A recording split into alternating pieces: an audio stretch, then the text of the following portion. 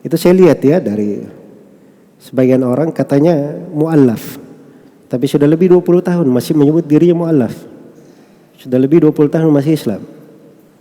Ya, sering ada di channel-channel YouTube. Ada hal bagus mengajak orang masuk Islam dan seterusnya. Cuman penyakitnya, dia ini belum meninggalkan kebiasaannya di agamanya yang dahulu. Dia kan dahulunya Nasrani. Pokok penyimpangan di agama Nasrani itu berbicara atas Allah tanpa ilmu. Dan itu harus dia pahami ketika dia masuk Islam. Tidak boleh ada orang mu'allaf mengikuti jalannya orang Nasrani di situ.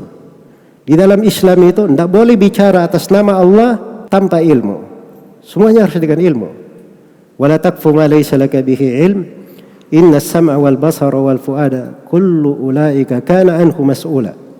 Jangan kau berbicara berhenti di atas sesuatu kami tidak punya ilmu tentangnya. Sungguhnya pendengaran, penglihatan dan mata hati semuanya akan dimintai pertanggungjawaban. Dan dosa yang paling besar itu disebut di surah Al-An'am, wa antaqulu 'ala Allahi ma la ta'lamun. Engkau berucap atas Allah apa yang kau tidak ketahui. Wala taqulu lima tasifu alsinatukumul kadhib hada halalun wa hada haramun litaftaru 'ala Allahil kadhib. Jangan engkau berucap dengan apa yang disifatkan oleh lisanmu itu kedustaan. Ini halal, ini haram. Itu tidak boleh orang berucap sembarangan. Disebut berdusta atas nama Allah. Ini sekarang dia masuk di dalam Islam, dia tidak belajar agama Islam. Dia tidak mengambil ilmu dari para ulamanya. Dia tidak kuasai bahasa Arabnya. Bagaimana dia bisa memahami tafsir ayat-ayat Al-Quran, hadits-hadits Rasulullah sallallahu alaihi wasallam? Tiba-tiba dia bikin kaidah-kaidah dari diri dia sendiri. Oh, kalau menurut gue Islam itu begini dan begitu. Itu kan Allah yang memahami seperti itu. Ini menjadi masalah ini orang-orang kayak gini.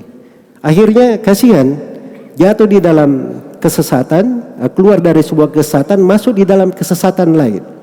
Ini kenapa? Ini masalah ajam ini, lisan ajam. Cuman tahu terjemahan makna ayat, baca buku-buku sejarah, paling senang itu, paling enak itu.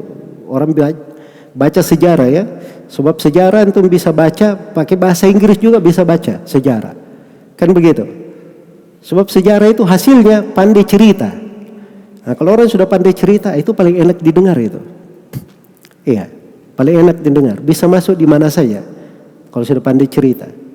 Tapi kalau orang berbicara dengan agama itu beda. Orang yang berbicara agama dia terangkan mana yang benar, mana yang hak dan mana yang batil. Dan itu ada konsekuensinya. Pasti ada yang suka, ada yang benci. Karena dia berbicara seadanya. Dia berbicara tentang agama Allah.